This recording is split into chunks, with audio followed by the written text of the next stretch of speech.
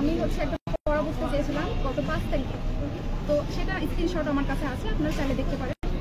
তো স্যার তখন বলেছিলেন যে আমি হচ্ছে কয়েকদিন টাইম পাচ্ছি না, তো আমি যখন টাইম পাবো তোমাকে জানাবো। তো রবিবারে হচ্ছে আমাদের ডিপার্টমেন্টের একটা এক্সাম ছিল, 3rd ইয়ারের এক্সাম ছিল। তো স্যার বলছিলেন তাহলে তুমি দুপুরের পর আসো। তো তখন হচ্ছে আমাদের ডিপার্টমেন্টেরই একজন টিচার অসুস্থ হয়ে যাওয়ার কারণে স্যারকে নিয়ে মেডিকেলে যাওয়া এবং হচ্ছে তাকে বাসায় দিয়ে আসতে তার একটু দেরি হয়। তো স্যার বলছিলেন যেহেতু তোমাকে টাইম দেওয়া, তাহলে তুমি আসো, বিকালের দিকে আসো। আর হচ্ছে যে তোমার একদিন পরেই হচ্ছে আমার একটা এক্সাম ছিল, টিউটোরিয়াল এক্সাম ছিল। তো হচ্ছে আমি বিকালে হচ্ছে মেবি 5টার দিকে ওখানে যাই। তো এখানে মেবি আমাকে একজন স্যার দেখছিলেন, সেই হয়তো ইনফর্মটা করেছে। যাই হোক, তো আমাকে হচ্ছে পড়া বোঝানোর পরে আমার কিছুদিন পর রিসার্চ আছে। তো এই সমস্ত বিষয়ে কথা বলতে বলতে আমার আসলে সন্ধ্যা হয়ে যায়, আমি অতটা খেয়াল করি নাই, সন্ধ্যা হয়ে যায়।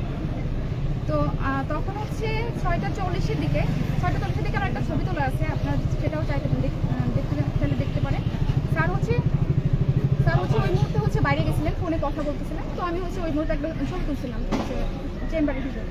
স্যার প্রবেশ করার কিছুক্ষণ পরেই হচ্ছে ওরা দরজায় নক করে, মানে দরজাটা এসি চলতেছিল, দরজাটা ভেড়ানো ছিল আসলে। তো হচ্ছে ওরা দরজায় নক করে। ফার্স্টে তার দরজা নক করার পর আমরা ফার্স্টে টের পাই নাই, এর কিছুক্ষণের মধ্যে ওরা ঢুকে যায়। ফার্স্টে হচ্ছে দুজন ঢোকে, তারপর হচ্ছে মানে বাজে কথাবার্তা বলে যে এখানে কি খুলে বসছেন, মানে বিশ্রী ভাষায় কথাটা বলে। তো তারপর হচ্ছে আর দুজন ঢোকে এবং সেখানে হচ্ছে আমার গায়ে হাত দেওয়া হয়। গায়ে হচ্ছে ওনায় হাত দেওয়ার পর হচ্ছে আমার হচ্ছে ওনা পড়ে যায়, দরজাটা ওনা ছিল, আমি তখনও দাঁড়াইছিলাম। তারপরে স্যারের সঙ্গে তখন হাতাহাতি হয়। হাতাহাতি হওয়ার পর তারপরে হচ্ছে বলছে যে একজন বলছে, ওখানে সাকিব ছিল, সে বলছে যে হচ্ছে ওদেরকে ভিডিও করতে। যেই বলছে যে ভিডিও করতে, আমি হচ্ছে পাশে একটা টেবিল ছিল, যেহেতু আমার গায়ে ওনা ছিল না, পাশে একটা টেবিল ছিল, আমি হচ্ছে ওখানে লুকায় করি। তারপর হচ্ছে ওরা ওইখান থেকে হচ্ছে ভিডিও করতেছে, আমাকে বারবার হচ্ছে গালাগালি করতেছে, বারবার উঠতে বলতেছে। ভিডিওর মধ্যে এটাও বারবার বলতেছে আমরা কিন্তু তোমার গায়ে হাত দিই না, আমরা কিন্তু তোমার গায়ে হাত দিই না। কারণ হচ্ছে তখন এর আগেই হচ্ছে অলরেডি ওরা হুমকি দিচ্ছে যে আমরা এখানে এতজন আছি, আপনি একা আছেন, আপনি কিন্তু কিছু করতে পারবেন না, আমরা যদি কোনো ক্ষতি করি, আমরা যদি রেপ করি, তাও আপনি কিছু করতে পারবেন না। তো স্যারও তখন কিছু বলতে পারতেছে না। তো ওরা ভিডিও করতেছে, স্যারকে বারবার বলতেছে উঠতে বলেন। তো স্যার ওইখানে একটা গামছা রাখা ছিল, স্যার বলছে তুমি এটা মাথায় দিয়ে তারপর উঠো। তো ওরা হচ্ছে তখনও ভিডিও করতেছে, স্যারকে বারবার জিজ্ঞাসা করতেছে আপনারা কি করতেছিলেন। ওরা হচ্ছে স্যার তো বলছে যে আমি হচ্ছে এখানে পড়া বোঝাচ্ছিলাম, কিন্তু হচ্ছে তারপরে ওরা ফোর্স করতেছে। এটার পরে হচ্ছে অনেক সময় এটা নিয়ে কথা বলার পর, ভিডিও করার পর একটা পর্যায়ে স্যার বলে কি যে আপনারা কি চাচ্ছেন আসলে। ওরা তারপরে হচ্ছে কিছুক্ষণ বসে বলতেছে কি আমাদেরকে 5 লাখ টাকা দিতে হবে, তাহলে এই ঘটনা আপনার বাইরে যাবে না, আমরা ওরও কোনো ক্ষতি করবো না, আর এই ঘটনা বাইরেও যাবে না। তো স্যার বলছে যে আমার কাছে তো এখন 5 লাখ টাকা আমি কীভাবে দেবো, আপনাদেরকে এত টাকা দেওয়া সম্ভব না। তো তাহলে হচ্ছে আমরা যদি ওর কোনো ক্ষতি করি আপনি কিছু করতে পারবেন না, এই ভিডিওটা অবশ্যই পাবলিক হবে।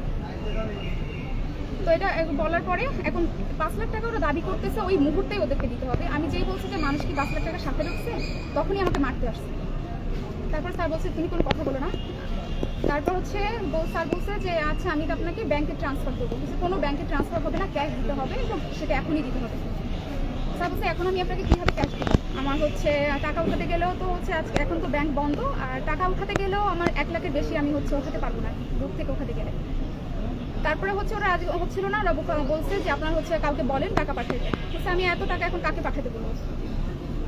তারপরে হচ্ছে ওরা তখন তো হুমকি দিচ্ছে মার্ডার করবে, এটা করবে, ওটা করবে। তারপরে স্যার বলছে কি আচ্ছা ঠিক আছে, আমি তাহলে ওকে যেতে দিন, আমি টাকা উঠাই এনে আপনাদেরকে দিচ্ছি।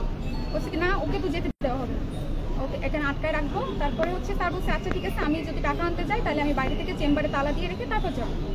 এর মধ্যে সুমন ছেলেটা বলতেছে না আমি চেম্বারের ভিতর থাকবো। তারপর স্যার বলছে না আমি তো তাহলে টাকা আনতে যেতে পারবো না। তারপরে আমি সাকিব বলছে যে আমি তখন বাইরে ছিলাম না, সাকিব বলছে যে আচ্ছা ঠিক আছে বাইরেই থাকবে, আপনি টাকা নিয়ে আসেন। স্যারের ফোন তখন ওরা নিয়ে নিছে। আর হচ্ছে স্যারকে বলছে যে নিচে আমাদের লোকজন আছে, আপনি হচ্ছে কারোর সাথে কন্ট্যাক্ট করার চেষ্টা করবেন না, দ্রুত যাবেন, দ্রুত আসবেন। স্যার হচ্ছে যুবরী ভবন থেকে ওখান থেকে দ্রুতই হচ্ছে টাকা নিয়ে তারপর চলে আসছে। আসার পর সুমনের হাতে দিল, সুমন বলছে টাকা নিয়ে হচ্ছে পকেটে রাখছে, আর পরে বলছে যে আগামীকালই সব টাকা আপনাকে পরিশোধ করতে হবে, না হলে কিন্তু হচ্ছে আমরা ভিডিও পাবলিক করবো এবং হচ্ছে ওরও কোনো ক্ষতি হবে।